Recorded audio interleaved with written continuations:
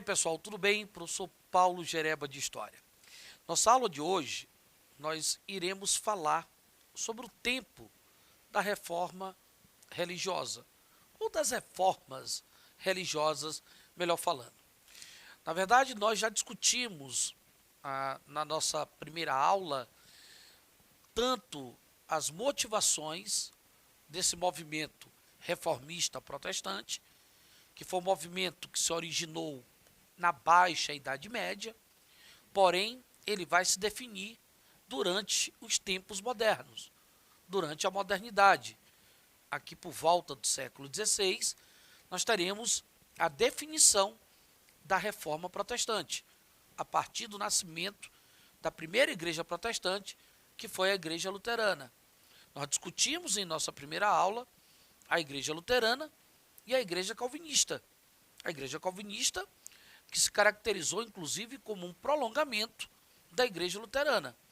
Então, no primeiro momento, nós olhamos as motivações desse movimento, um movimento que teve uma essência religiosa, porém com motivações políticas, econômicas, sociais e até mesmo culturais e ideológicas. Um movimento que vai principalmente se definir a partir da igreja luterana, no norte do que nós chamamos hoje de Alemanha, que na época era chamado de Sacro Império Romano Germânico.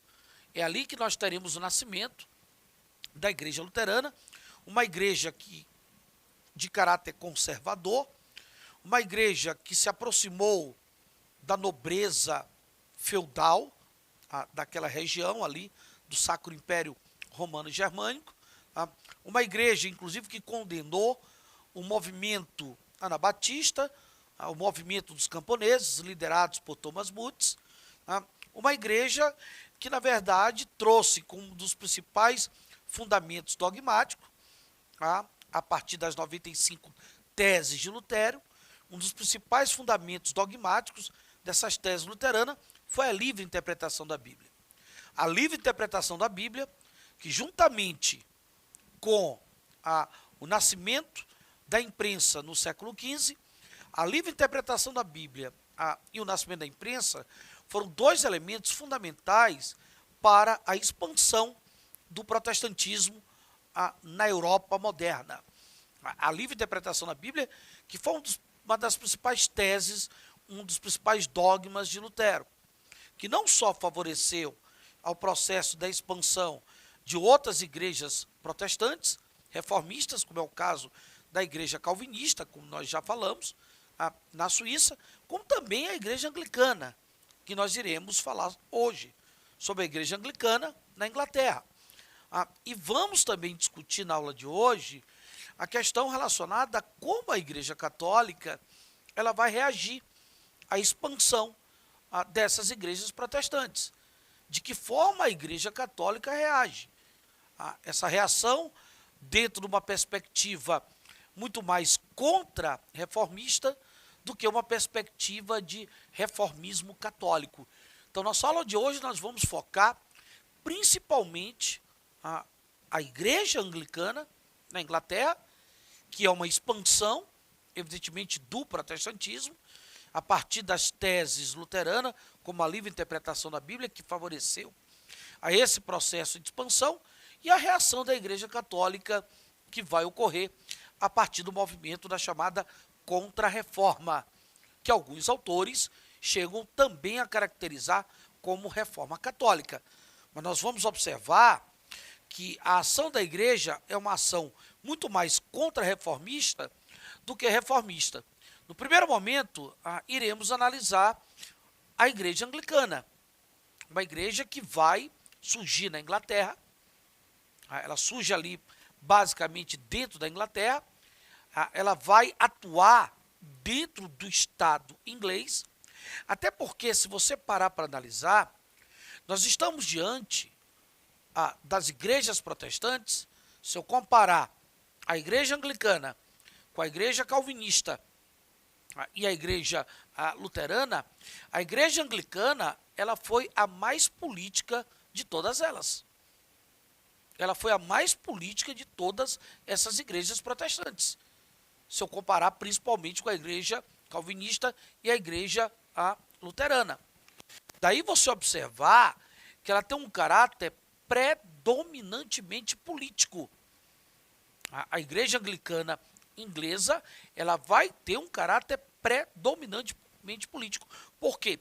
Porque ela nasce numa perspectiva de fortalecer o poder do Estado Nacional inglês.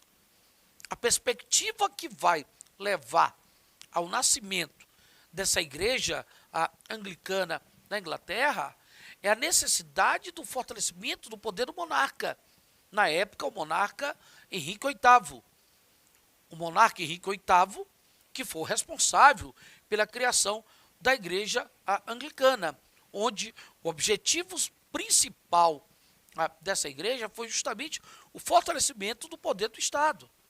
Observe que, oficialmente, essa igreja ela vai nascer a partir de uma lei que foi editada pelo monarca Henrique VIII, chamado Ato de Supremacia. Oficialmente, a partir do Ato de Supremacia, que nós teremos o nascimento da chamada Igreja Anglicana.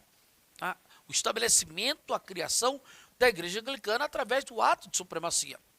Evidente que a justificativa que Henrique VIII utilizou para poder romper com a Igreja Católica e dessa forma fazer nascer uma nova igreja, cujo objetivo é o fortalecimento do seu poder político, cujo objetivo é o fortalecimento do poder do Estado inglês, na verdade, a justificativa que ele utilizou foi a paixão que ele tinha pela Ana Bolena e a necessidade dele se separar da Catarina. A Catarina, que era uma rainha católica, então ele usa essa justificativa do amor pela Ana Bolena, né, da paixão pela Ana Bolena, e da necessidade de separar da Catarina. Isso foi, na verdade, uma justificativa que ele encontrou, porque ele sabia que a Igreja Católica não iria fazer esse divórcio, até porque o catolicismo não divorcia, e a Igreja Católica sabia das pretensões do que ele queria com o divórcio, que era romper com a Igreja Católica para fortalecer basicamente seu poder, através de uma nova igreja, que é o caso da Igreja Anglicana. Então ele usa a justificativa do casamento dele, basicamente com a Catarina, e a paixão pela Ana Bolena, como uma forma de o quê? De criar, uma justificativa, na verdade, para estabelecer. Mas oficialmente, a Igreja Anglicana, ela é trabalhada pelo Ato de Supremacia. O Ato de Supremacia é que irá oficialmente estabelecer essa igreja. E a Igreja Anglicana, a partir dela, quem é o chefe da igreja é o Estado. O chefe da igreja é o Estado, é o monarca. O monarca, ele passa a ser o chefe da igreja. Inclusive, os bens da Igreja Católica, os bens que haviam sido doados pelo Estado para a Igreja Católica, a partir do nascimento da Igreja Anglicana, esses bens vão ser confiscados. O Estado vai confiscar esses bens. Inclusive, essa igreja ela vai se consolidar com a Rainha Elizabeth. A Rainha Elizabeth que irá consolidar a Igreja Anglicana, que é onde você observa uma consolidação também do confisco desses bens da Igreja Católica. O Henrique VIII é o criador, mas a Elizabeth, a sua herdeira, é ela que vai consolidar a Igreja Anglicana. Uma igreja intolerante, uma igreja que vai praticar perseguições religiosas. Evidente que essas perseguições religiosas ocorrem principalmente sobre os inimigos políticos do Estado. Nós teremos várias perseguições religiosas promovidas pela Igreja Anglicana, que vai recair, acima de tudo, sobre os puritanos dentro da Inglaterra, ou até mesmo sobre católicos na Irlanda e presbiterianos, por exemplo, na Escócia. Então nós estamos diante de uma igreja que ela assume uma postura de intolerância religiosa. Ela é uma igreja que vai praticar a intolerância. Lógico, como eu falei, uma intolerância onde o Estado ele usa esse viés religioso como uma forma de quê? Uma forma de combater os seus inimigos políticos, como é o caso principalmente dos puritanos dentro da Inglaterra. Mas uma igreja que é interessante você observar que ela vai misturar, ela acaba misturando os dogmas, os princípios protestantes, luteranos e calvinistas. Por exemplo, a ideia basicamente de salvação se baseia na predestinação. Então, eles têm uma concepção de predestinação, que é da igreja calvinista, a ideia de predestinação. Então, os princípios ou os dogmas ou a teologia do protestantismo luterano e calvinista vão fazer parte da igreja anglicana. Mas a igreja anglicana ela terá também a presença dos rituais católicos. O culto de uma igreja anglicana se baseia no catolicismo, ou seja, ela é uma igreja que ela vai manter os rituais católicos. Então ela mistura dogmas, princípios religiosos, do protestantismo luterano e calvinista, como a ideia da predestinação do calvinismo, mas também ela vai ter a presença de rituais ou culto católico. E a partir daí você tem o nascimento de uma igreja cujo objetivo, acima de tudo, foi o fortalecimento do poder político do monarca, do poder político do Estado inglês. Ok? O fato é que, diante da reforma protestante, diante da expansão do protestantismo, das chamadas igrejas protestantes, na Europa moderna, a Igreja Católica ela vai reagir. Nós teremos uma reação da Igreja Católica. Essa reação ela vai se dar através do movimento chamado de Contra-Reforma, a Contra-Reforma Católica. Porque a Igreja ela vai realizar muito mais uma ação para frear o avanço do protestantismo, principalmente em países ibéricos, que eram países onde o catolicismo é predominante, ou até mesmo na América Latina, onde o processo de colonização, ele basicamente estava se iniciando. Então, a reação da Igreja Católica é uma reação muito mais de contra-reforma, do que necessariamente uma reação de reformulação. A reforma que a igreja vai fazer é uma reforma muito superficial. Ela vai realizar ações reformistas muito mais superficial. A Igreja Católica não irá fazer uma reforma católica profunda. Ela irá fazer uma reforma muito superficial. Na verdade, a ação dela é uma ação muito mais para tentar conter a expansão do protestantismo em parte da Europa e até mesmo na América Latina, onde o processo de colonização está em curso. Daí você observa que a reação da Igreja Católica é uma reação conservadora, é uma reação reacionária em relação aos protestantes, é uma reação intransigente. A igreja não quer diálogo. A Igreja Católica não quer diálogo. Na verdade, ela demonstra que ela não quer diálogo desde o momento que Lutero ele apresentou as 95 teses dele, lá em Wittenberg, no norte ali do que hoje nós chamamos de Alemanha, que seria o Sacro Império Romano Germânico na época. Então, desde ali, você observa que a igreja ela não quer dialogar. Inclusive, a falta de diálogo, de certa forma, permitiu ao nascimento do protestantismo luterano. E a igreja vai reagir aqui de uma forma intransigente, de uma forma reacionária, de uma forma conservadora. Ela não vai querer nenhum tipo de diálogo e nem vai repensar, na verdade, as suas principais bases dogmáticas. Observe que a igreja ela vai reagir principalmente através de 3 movimentos. Ela utiliza 3 elementos nesse processo de contra-reforma dela. Ou seja, o Concílio de Trento é um dos instrumentos importantes, a Companhia de Jesus e o próprio Tribunal da Santa Inquisição. São três elementos fundamentais nessa reação da Igreja Católica. Tá? Uma reação, como nós falamos, muito mais para frear o avanço do protestantismo. E aí você tem o Concílio de Trento, que o Concílio de Trento, na verdade, ele tem a presença de setores do alto clero. Quem vai conduzir essa reunião do Concílio de Trento são setores do alto clero. O Concílio de Trento não tem a presença do baixo clero. O Concílio de Trento não tem, por exemplo, um debate com protestantes. Nós teremos a presença, na verdade, do alto clero. Tanto prova que quem convoca o concílio é o Papa da época, que é o Papa Paulo III. É ele que irá convocar o Concílio de Trento.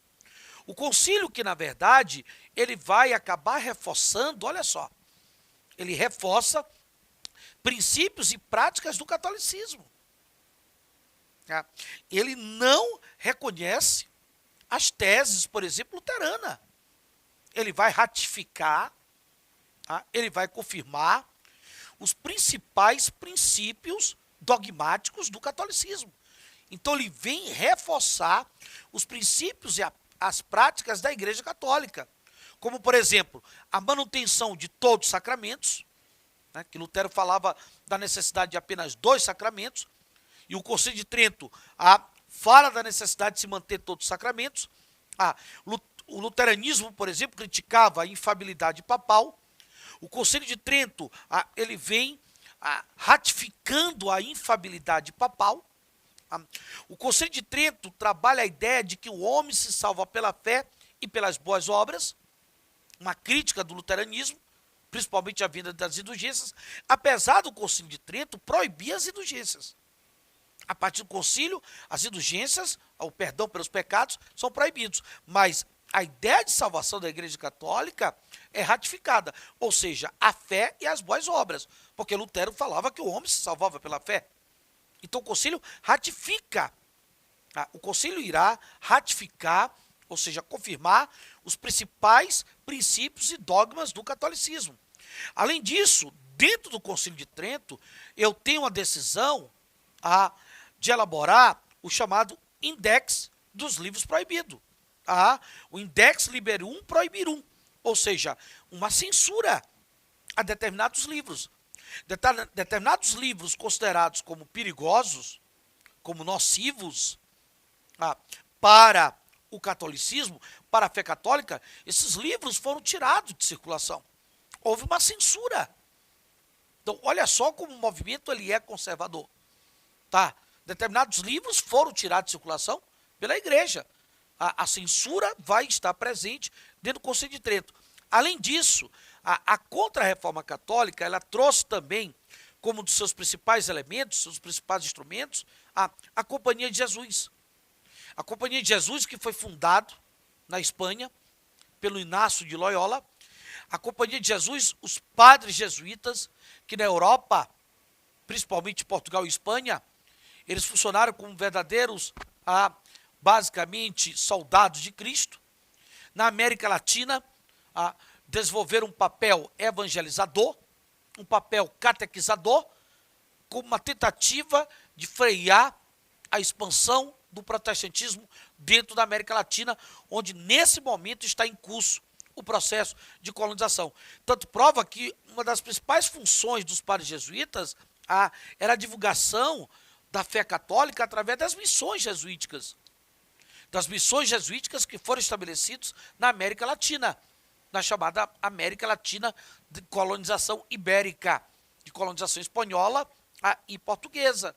Uma tentativa, através dessas missões, expandir a fé católica para frear o avanço do protestantismo. Além disso, um outro elemento, um outro mecanismo utilizado pela Contra-Reforma Católica foi o retorno do Tribunal da Santa Inquisição. O tribunal havia dado uma certa amenizada, aqui por volta do século XV e XVI, e ele vai retornar, principalmente nos países ibéricos, em Portugal e Espanha, que é uma tentativa justamente de silenciar aqueles que eram contrários à fé católica dentro, basicamente, desses países ibéricos, como Portugal e Espanha. Apesar de saber que quem melhor se aproveitou do tribunal foi muito mais o Estado para combater os seus inimigos do que a Igreja Católica. Então, esses foram os principais instrumentos utilizados pela Igreja como uma reação à expansão do protestantismo. Ok, galerinha? Um grande abraço e até o nosso próximo encontro.